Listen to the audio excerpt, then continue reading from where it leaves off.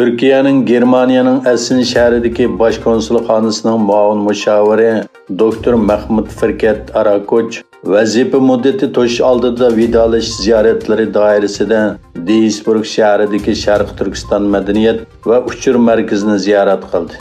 Müşavir Arakoç Germaniyadagi Türk yazg'uvchilardan Ali Şahin va Ali Yag'izdan tarkib topgan vakillar o'mikining ziyoratidan ta'sirlanganligini bayon qilgan Sharq Turkiston madaniyat va uchur markazining sobiq raisi Abdujalil Qarqash apandi Sharq Turkistonning umumiy ahvoli shundaqla jamiyatning faoliyatlari to'g'risida ma'lumot berdi.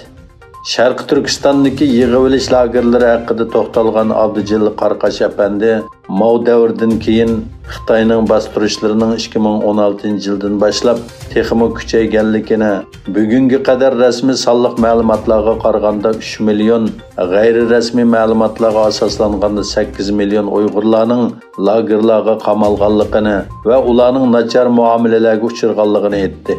O dünya davlatlarining, bo'libmi musulmon davlatlarining buningga sukut qilishidan qattiq afsuslanganligini ta'kidladi.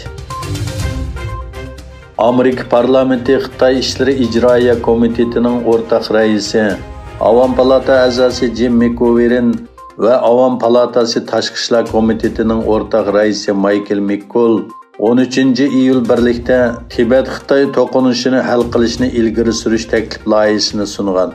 Taklif loyihasida Tibet xalqining xalqaro qonunga asosan avtonomiya huquqi borligi, ammo Xitoy rejimining bostirish siyosati sababli Tibet xalqining o'z huquqlaridan bekrman bo'lolmayotganligi, Tibet bilan Xitoy o'tirisidagi to'qinish hal qilinmagan taqdirda Tibetning qonuniy o'rnining yanada xalqaro qonun asosida bekitilishi kerakligini ta'kidlagan.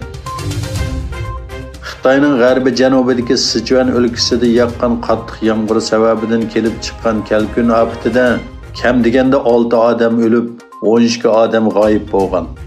Gansu o'lkasining Longnan shahrida yoqqan qattiq yomg'ir sababidan 6 odam hayotidan ayrilgan.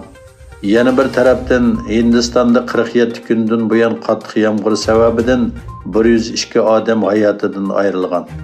Pakistonda bo'lsa qattiq yomg'ir keltirib chiqargan kalkun ofatida qazo qilganlarning soni 147 ga yetgan. Saudiya Arabiston tashqi ishlar ministri Faysal bin Farhan Paris qo'ltig'i hamkorlik kengashi davlatlari Misr, Iordaniya va Iroq shundaqla Amerika prezidenti Joe Bidenning qatnashishi bilan Saudiya Arabistonda o'tkazilgan jiddiy bexatarlik va taraqqiyot boshliqlar yig'inidan keyin muxbirlarning kutilish yig'ini o'tkazdi. Bin Farhan Arablarning Shimoliy Atlantik aktiv tashkiloti deydigan ishining yo'qligini, Isroiliya bilan Eronga qarshi mudofaa ittifoqi qurish masalasining jiddiy yig'inida kun tartibda emasligini aytdi. Yaponiya yer shari energiya bahosining o'rilishining qish kunlarida tok yetishmasligini keltirib chiqarishi ehtimoliga qarata yadro energiyasini ishlatishni ko'paytirishni planladi. Bosh ministr Kishida Fumio 14-iyul o'zlarining aktiv reaktorlarining sonini 9 ga yetkazishni va tok ehtiyojining 10%ni yadro energiyasi bilan ta'minlashni maqsad qilganligini e'lon qildi.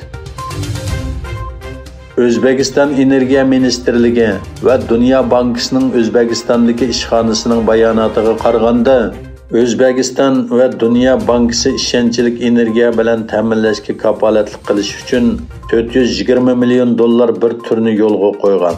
Ma'lum bo'lishicha, O'zbekistonning 250 ming kilometrdan ortiq tok yetkazish va tarqitish liniyasi bor bo'lib, ularning ko'pinchisi Sovet ittifoqi davrida yasalgan bo'lg'achqa qayta yangilashga ehtiyojli ekan.